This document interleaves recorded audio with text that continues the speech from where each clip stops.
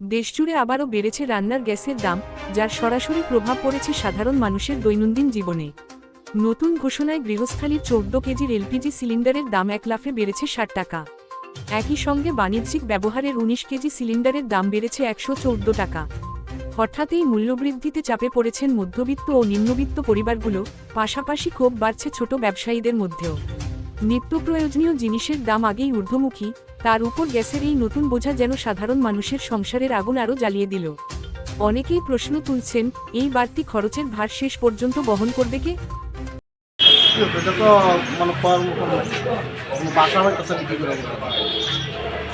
হঠাৎ করে গ্যাসের দাম বেড়ে গেছে। তো এখন 978 টাকা 40 পয়সা।